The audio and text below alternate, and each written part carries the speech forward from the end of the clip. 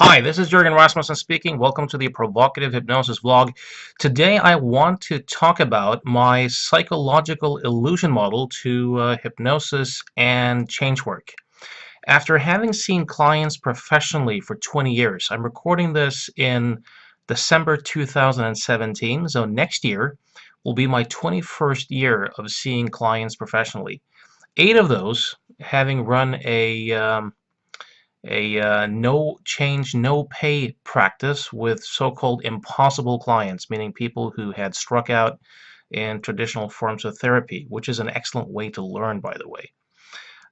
Since the release of my 2008 book, Provocative Hypnosis, John Grinder predicted that I would be swamped with clients from all over the world presenting weird, strange, sometimes impossible challenges, and this has been the case. So after those 20 years of experimentation, I've come to a conclusion.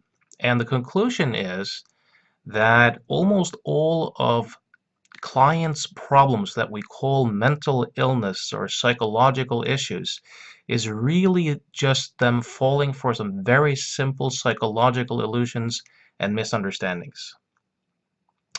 And a very easy solution, a very generative and profound solution to this, is to help people to see through the psychological illusions and misunderstandings that are at play, giving rise to their perceived problem or illusions.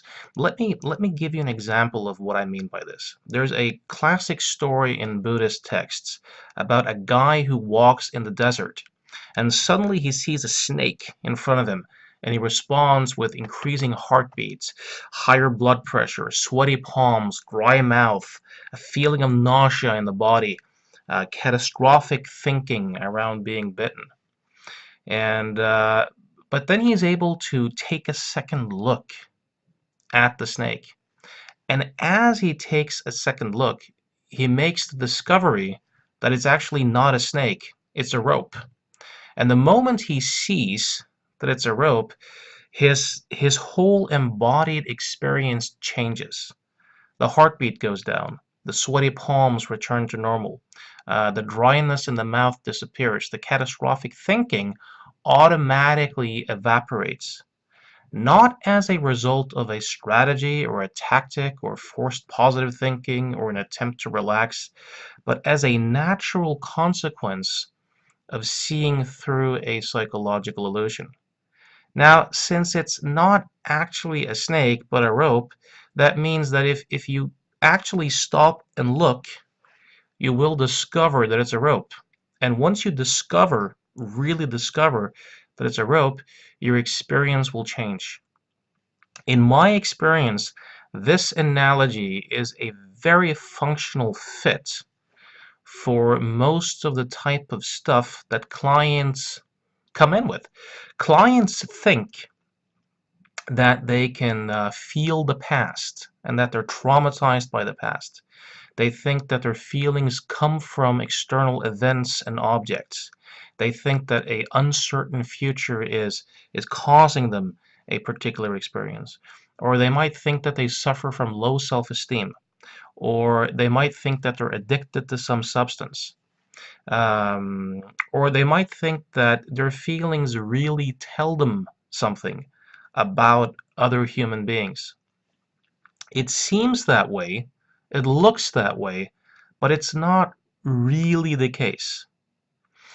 And if you know how to look, you can dispel those psychological illusions and very quickly find yourself returning to a peaceful state of mind. I'll give you a couple of very practical examples of what I mean by this.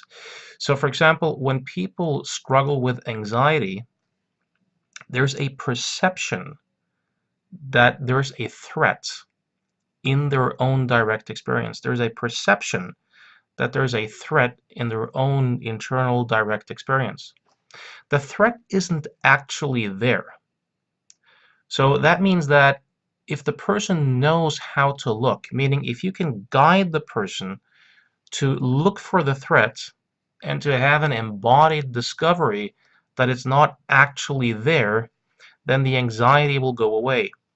Trauma, for example, is a illusion that you're feeling in the past, and there's a perception of perceived inescapability.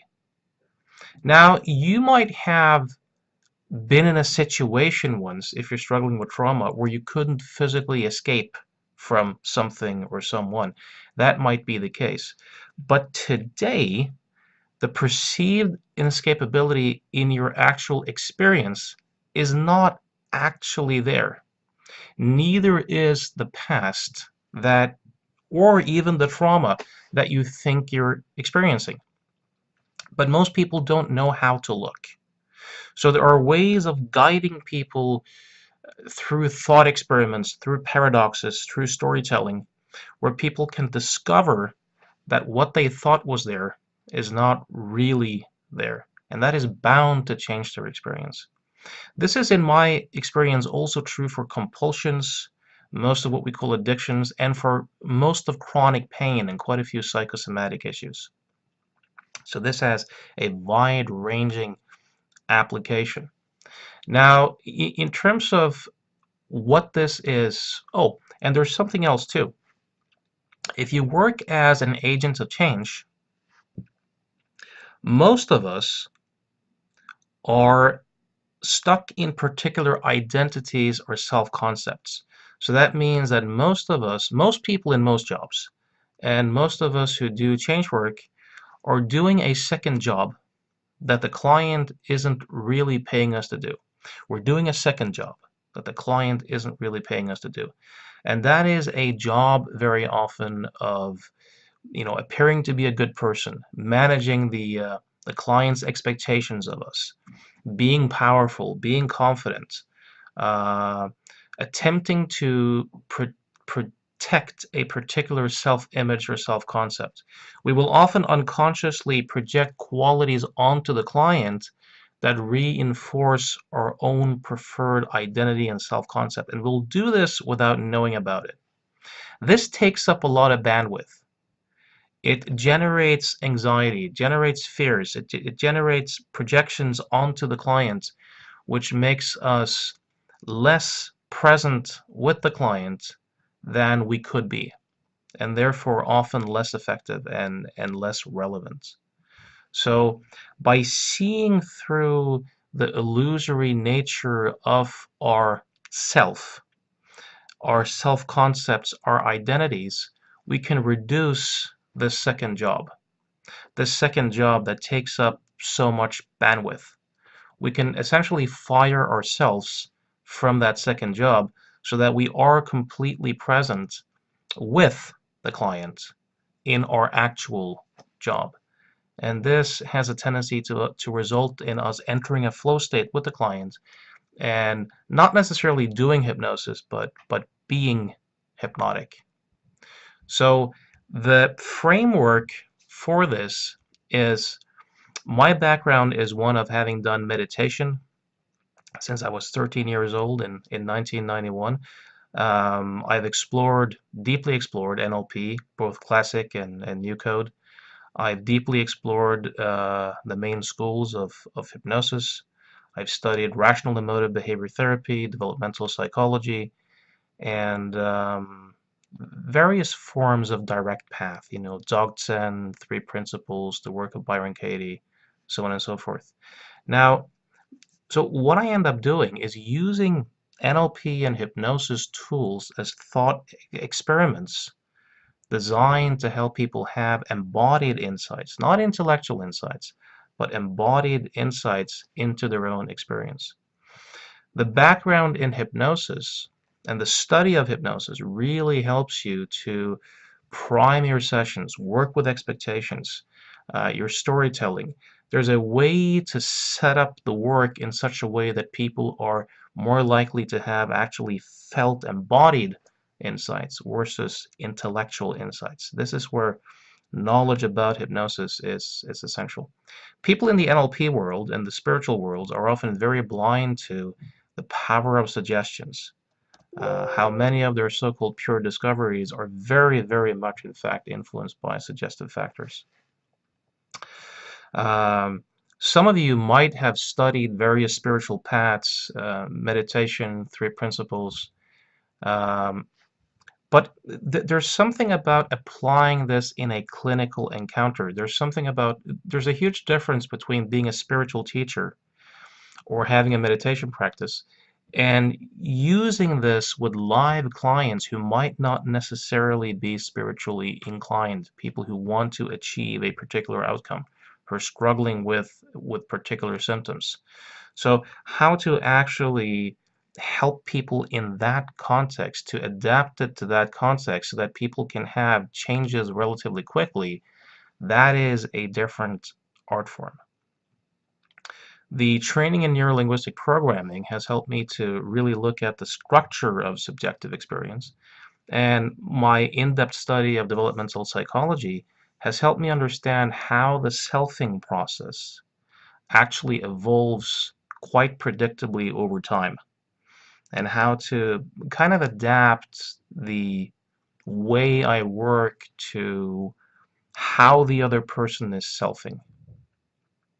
So I'd like to share this psychological illusion model with you. If this resonates, I'd really like to share this with you. I'm doing my first ever seminar on this particular model. I did a taster of it at the UK Hypnosis Convention in 2017, which got really good reviews. So I'm doing a 3-day course, which will be my first course ever on this particular topic, in May 2018. So it's going to be May 5th to May 7th, 2018 in London. It's going to be hosted by Rapid Changeworks and Mr. Howard Cooper. Now, so Rapid Changeworks and Howard Cooper. I'm recording this in December 2017, so the information might not be up yet on provocativehypnosis.com, but if you go to Rapid Changeworks and contact Mr. Howard Cooper, you will get a good early price for signing up. So anyways, I really hope to see you there. I promise you that this is a very different way of working than you're used to. It's going to bring something quite different, both to you personally and to your client work. So I hope to see you there.